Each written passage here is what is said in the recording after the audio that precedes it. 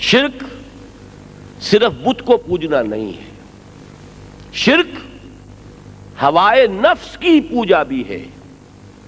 ارأیت من اتخذ الہہ ہواہ افانت تکون علیہ وکیلا، اے نبی کیا آپ نے دیکھا اس شخص کو جس نے اپنی خواہش نفس کو اپنا معبود بنا لیا، الہ بنا لیا؟ کیا آپ ایسے شخص کا ذمہ لیں گے؟ اچھی طرح سمجھ لیجئے، مسلمان بھی مشرک ہوتا ہے۔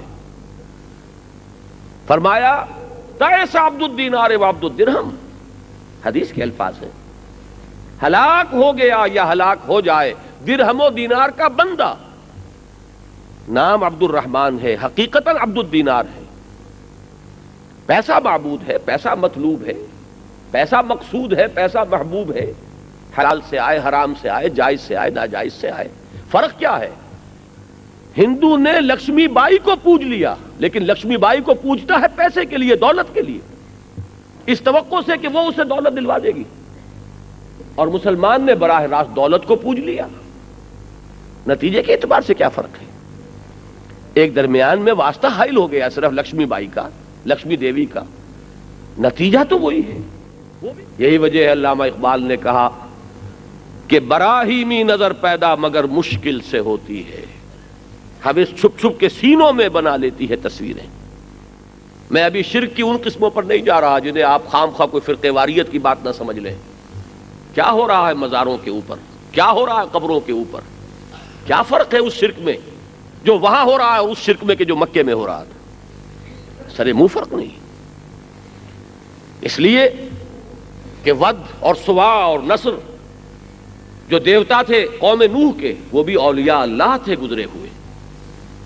پہلے ان کی قبروں کو پوجا، پھر ان کی کچھ تمثیلیں بھی بنا لی، تھے وہ بھی اولیاء اللہ۔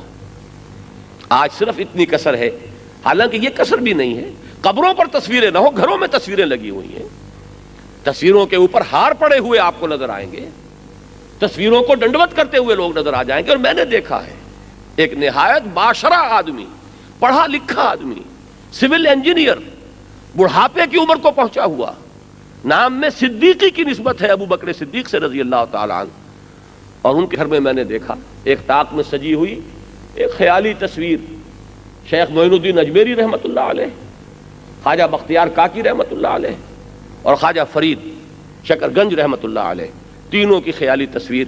اس لیے کہ یہ تینوں ایک وقت میں جمع تو ہوئے ہیں، اس میں کوئی شک نہیں، لیکن تصویر کہاں تھی؟ کوئی کیمرہ نہیں تھا اس وقت، اور اس وقت خواجہ معین الدین اجمیری نے خواجہ فرید گنج شجر کے بارے میں بہت تحسین آمیز کلمات کہے تھے۔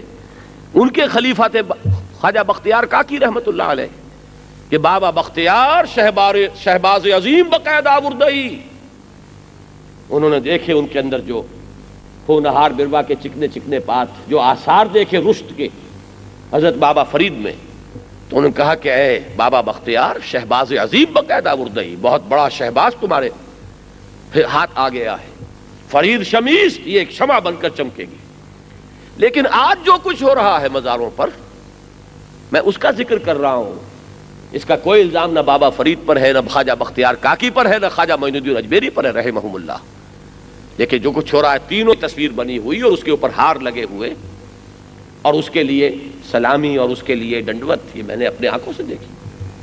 تو جان لیجئے کہ میں ان شرکوں کا یہاں تفصیل سے ذکر نہیں کرنا چاہتا، میں اس شرک کا ذکر کر رہا ہوں جو وبائے عام کے طور پر، جس سے نہ میں دعویٰ کر سکتا ہوں کہ بچا ہوا ہوں، نہ آپ دعویٰ کر سکتے ہیں کہ آپ بچے ہوئے۔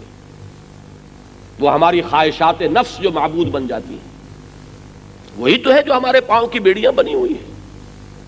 جانتے ہیں کہ یہ سنت رسول ہے، نہیں عمل کر سکتے ہیں، جانتے ہیں یہ چیز پسندیدہ نہیں ہے، کیا کریں؟ رواج ہے، مجبوری ہے۔ کہیں رواج ہمارا معبود ہے، کہیں برادری ہمارا معبود ہے، کہیں وقت کا چلن اور فیشن ہمارا معبود ہے، کہیں دولت کی محبت ہمارا معبود ہے، کہیں شہرت ہمارا معبود ہے، کہیں کوئی اقتدار جو ہے وہ ہمارا معبود بن گیا ہے۔ یہ ہے وہ معبود، کانو اکثرہم مشرکین۔